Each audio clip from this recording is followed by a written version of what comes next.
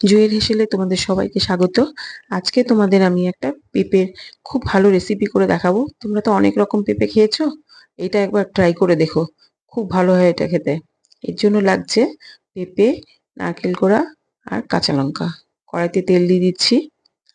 তেলটা গরম হলে আমি এর মধ্যে কালো জিরে ফোড়ন দিয়ে দিচ্ছি। ফোড়ন থেকে গন্ধ বেরিয়ে আসলে আমি পেঁপেগুলো এর মধ্যে দিয়ে দেবো। পেঁপেগুলো আমি পাতলা পাতলা করে কেটে নিয়েছি। এটা ভালো করে মিশিয়ে নেব। আমি সর্ষের তেলেই করেছি রান্নাটা, তোমরা সাদা তেলেও করতে পারবে। আমি নুন দিয়ে দিলাম আর হলুদ দিলাম, দিয়ে এটাকে নাড়বো ভালো করে। 3 পিস কাঁচা লঙ্কা দিয়ে দিলাম।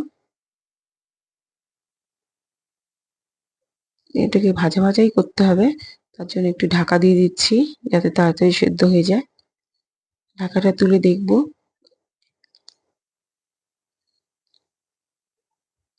পেঁপেটা প্রায় হয়েই এসছে, ভাজা ভাজা সেদ্ধও হয়ে এসছে দেখো।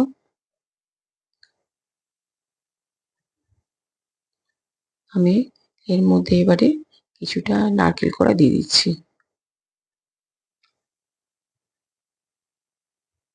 দিয়ে আবার এটাকে ভালো করে ভাজবো যাতে নারকেলটাও ভাজা হয়ে যাবে, পেঁপেটাও ভাজা হয়ে যাবে।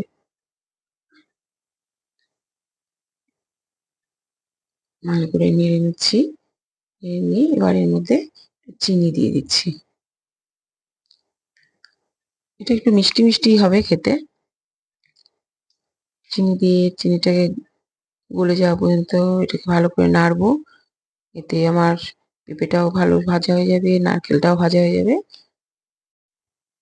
এখন নারকেলটাও ভাজা ভাজা হয়ে গেছে। এই পেঁপের রেসিপিটা পরিবেশনের জন্য রেডি। তোমরা অবশ্যই একবার বাড়িতে ট্রাই করো। আর যদি ভালো লাগে তাহলে আমার চ্যানেলটিকে সাবস্ক্রাইব করো, লাইক করো, শেয়ার করো আর আমার পাশে থেকো।